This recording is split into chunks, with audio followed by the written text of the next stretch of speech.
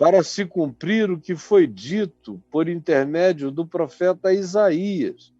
E aí tem uma citação linda de Isaías, que eu considero uma das mais belas, uma poesia absolutamente extraordinária que está presente aqui, que faz menção a Isaías 42, do verso 1 ao verso 4, quando se cita.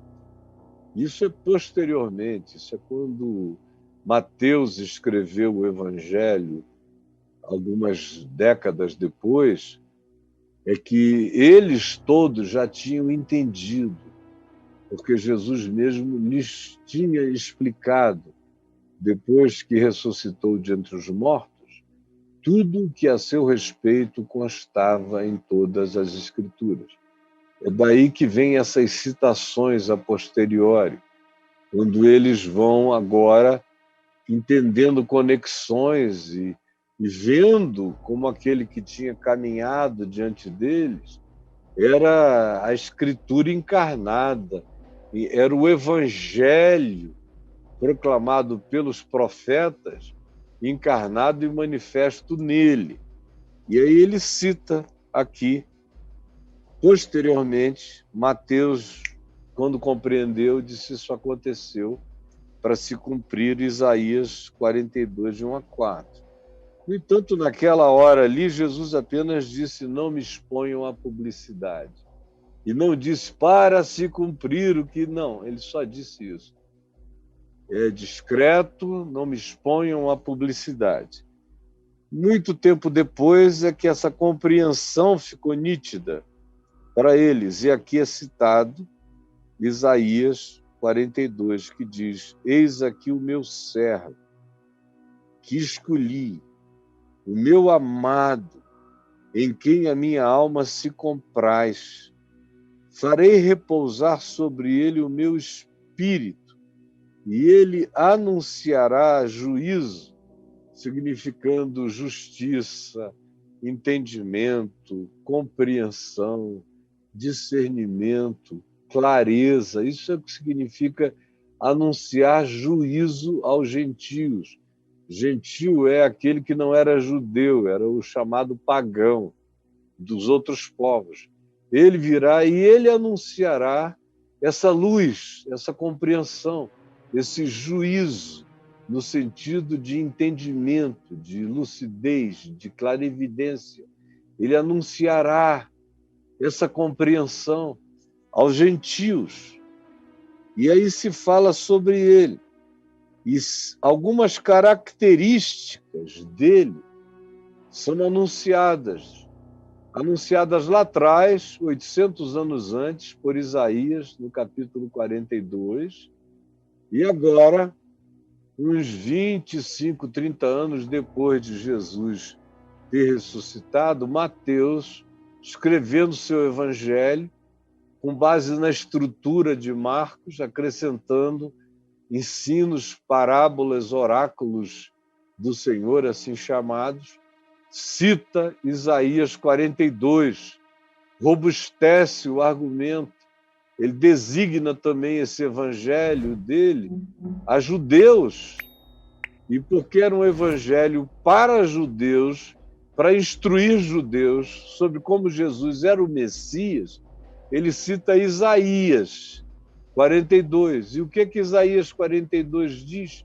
Que para Mateus e para os demais apóstolos tinha combinado exatamente com a descrição de quem era Jesus, de como Jesus era, e na linguagem de Mateus, 800 anos antes, como o Messias seria. E aí se diz, são ditas algumas coisas que a gente não pode esquecer jamais. Eu, pelo menos, não esqueço há muitos anos, há muitas décadas. Eu li, eu me comovi, eu me quebrantei, eu chorei, era para mim, eu era apenas um jovem crendo no Evangelho, cheio de tutano nas minhas decisões. Eu era novo, mas era grave, tinha densidade, me sentia absolutamente adulto no meu desejo sério de crer e de viver o que eu estava encontrando, o que eu estava enxergando, o que se me estava dando ver. E o meu coração estava totalmente enternecido. E quando eu entendi isso, eu falei sobre isto até o dia de hoje algumas centenas e centenas, talvez mais de 1 milhar de vezes nesses últimos 48 anos. Falando.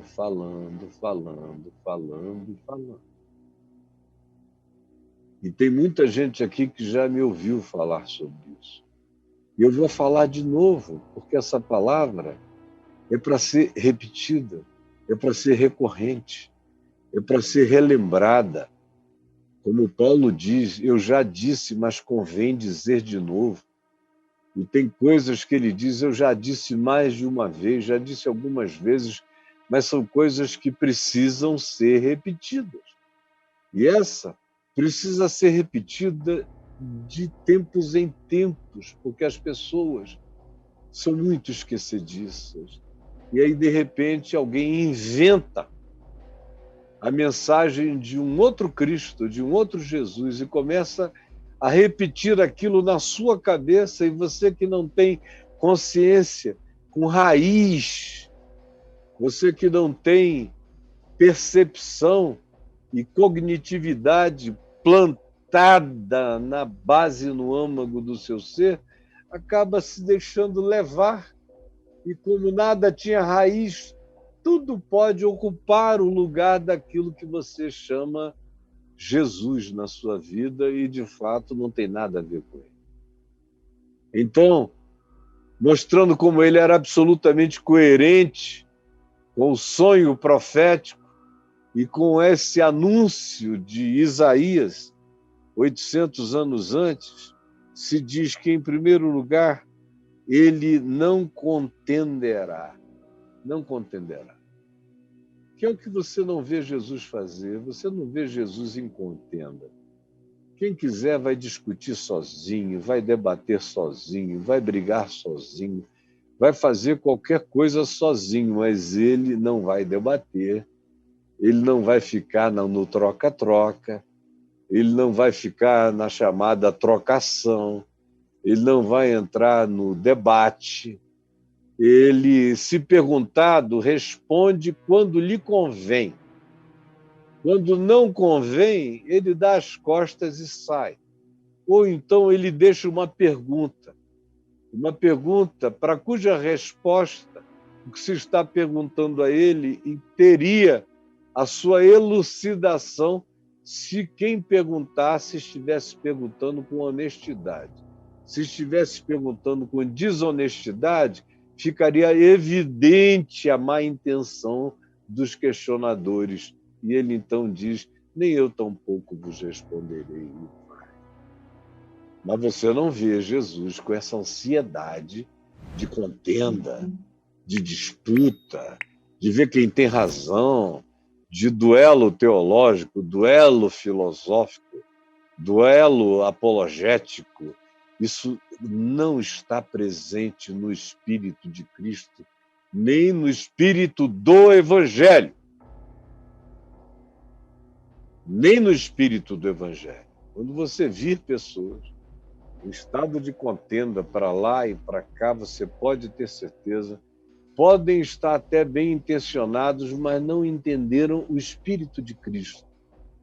Não entenderam o Espírito do Evangelho conforme Jesus e o Espírito de Jesus conforme o Evangelho. Não contenderá. Ele não é esse que vem para vencer disputas na cana de braço. Ele anuncia a verdade. Os filhos da verdade entendem a verdade. Ele anuncia a palavra. Os filhos do reino, que sejam filhos de pais, portanto, acolhem a palavra. E ele sabe que quem não entende agora, se tiver um coração sincero, entenderá depois. Mas ele mesmo não entra em estado de contenda. Quando você vir contendas em nome de Jesus, pode ter certeza que só existem contendas, mas Jesus não está ali. E se você se viciou, como a religião ensina, a viver num estado de contenda, pelo amor de Deus, pare com isso, porque não tem absolutamente nada a ver com quem Jesus era, com quem Jesus ensinou, com quem Jesus é e como é o Espírito de Cristo. Ele não contenderá, nem gritará. Não tem essa manifestação histriônica, gritada, essa imposição pela oralidade brutal. Na realidade, aonde há qualquer tipo de gritaria ou de falação gritada, onde você precisa pedir licença para falar, porque as pessoas não conseguem conversar, já tem alguma coisa errada crescendo. Agora, quando a gritaria ainda é supostamente em nome de Jesus ou por causa de Jesus, tem algo infinitamente errado. Ele não contende, ele não entra em enfrentamento e muito menos em gritaria. Você já imaginou Jesus gritando? Pera aí, deixa eu falar, calem a boca.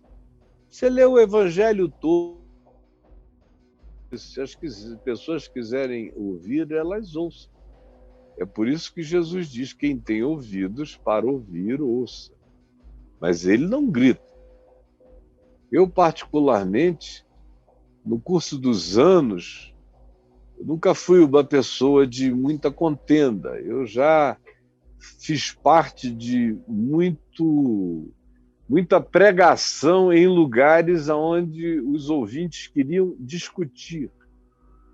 E quando eu era bem jovem, especialmente no campus universitário, em algumas faculdades assim, eu permitia que depois da pregação houvesse aquele tempo de quase que de contenda, porque tinha gente ali que ia para contender.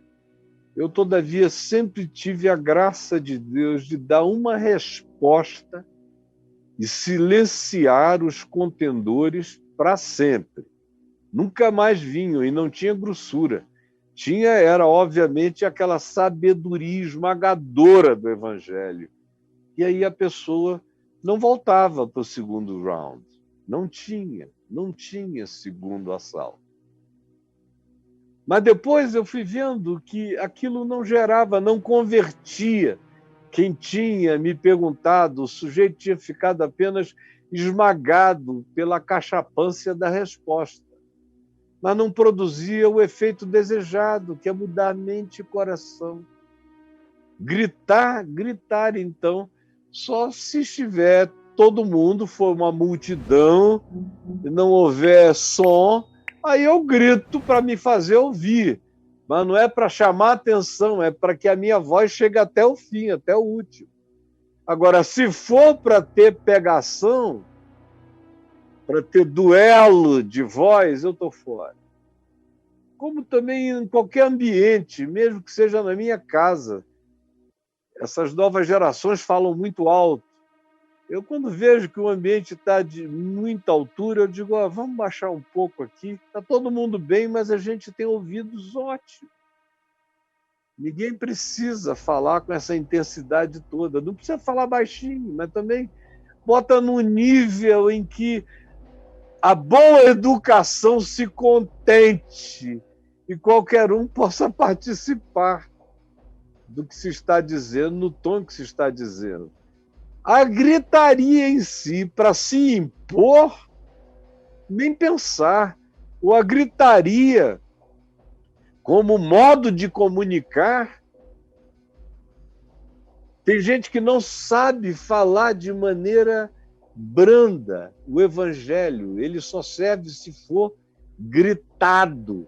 Está tudo em silêncio, todo mundo ouvindo, mas a pessoa ficou viciada no histrionismo, na gritaria.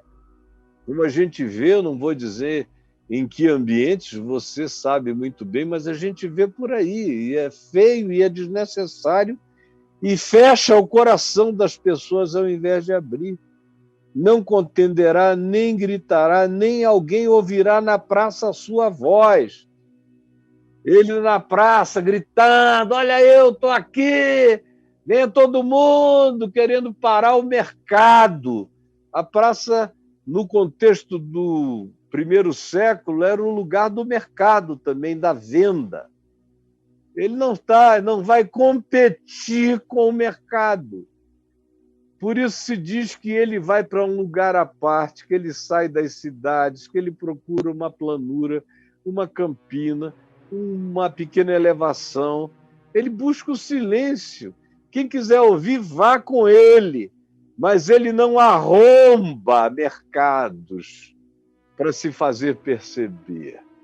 Existe uma sutileza que Jesus ensina, que demonstra o fato de que quem quer de fato ouvi-lo busca aquela quietude para ouvi-lo, para entendê-lo. E continua a ser exatamente assim, exatamente igual.